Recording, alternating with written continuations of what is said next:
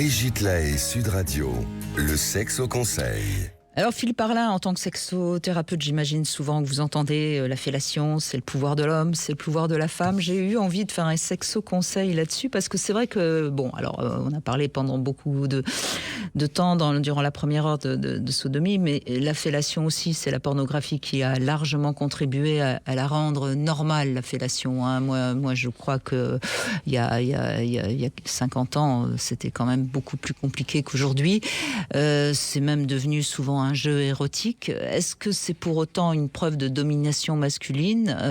Alors je vais répondre oui si l'homme dirige avec fermeté la tête de sa partenaire et la bloque. Et n'hésite pas à enfoncer un peu trop sa verge dans sa bouche, ce qui peut provoquer un haut le cœur. Et rappelons que c'est évidemment très désagréable, mais que ça vient du fait que on a au fond de la gorge ce qu'on appelle la glotte, et qui est là pour, si jamais on avale un concombre d'un seul coup, non, on peut pas l'avaler parce que sinon on s'étoufferait.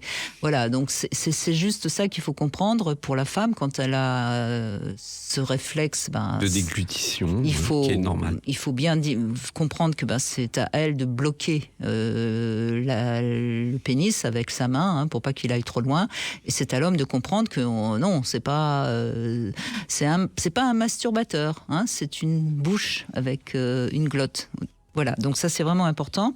Et si la femme comprend que c'est à elle encore de diriger la fellation, et si elle peut comprendre que c'est parce qu'elle va saisir délicatement un pénis qui n'est pas encore en érection et qu'elle va pouvoir le faire grandir jusqu'à obtenir une érection optimale, et bien là elle va pouvoir penser que c'est elle qui a le pouvoir de faire la fellation et qu'elle a le pouvoir sur l'homme. Je crois que c'est toute la différence.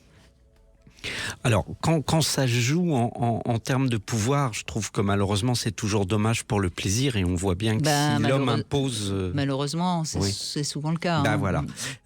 Si l'homme impose, donc plutôt que d'être dans le fait de ressentir du plaisir, parce que je regrette, mais en tant qu'homme, si on force sa partenaire, le plaisir n'est pas plus intense. Là, on est dans quelque chose de psychologique, dans le plaisir de la domination.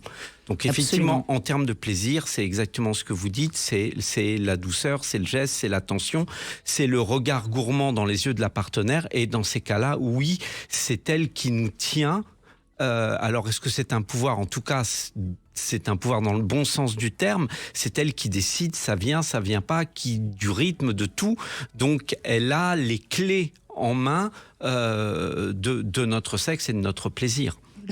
Alors, ce que je voulais dire aussi sur la fellation, les hommes qui n'aiment pas ça en général, c'est parce qu'ils respectent un peu trop leur partenaire, et donc ils ne veulent pas lui faire subir un acte qui est jugé pour eux un peu dégradant. Donc on voit bien, encore une fois, tout ce qui se joue dans un acte qui a priori ne devrait être là que pour faire du plaisir. Donc la fellation, ça devient à ce moment-là une sorte d'enjeu dans le couple. Après, c'est toujours pareil, chacun doit se sentir libre. De même que je trouve qu'on ne doit pas imposer une durée à une fellation à une partenaire, que si elle commence à en avoir marre, elle a le droit d'arrêter, quoi. Je veux dire, ça va. Et puis, vous n'êtes pas obligés, messieurs, non plus d'aller jusqu'au bout. Des fois, c'est trop bien fait. Sans plaisanter, pour revenir sur ce que vous disiez sur depuis 50 ans ça a évolué, je crois qu'on pourrait mettre en parallèle avec ce qu'on disait tout à l'heure sur les pratiques anales. C'est aussi l'hygiène qui a évolué, c'est-à-dire qu'il y a une époque on se lavait pas tous les jours, et la fellation était pour d'autres raisons que la domination, pas une partie de plaisir. L'hygiène a aussi facilité et libéré des pratiques, et on oublie un peu que notre sexualité, elle est aussi tributaire de l'évolution technique de notre société, des mœurs, de l'hygiène, et c'est tant mieux. Absolument.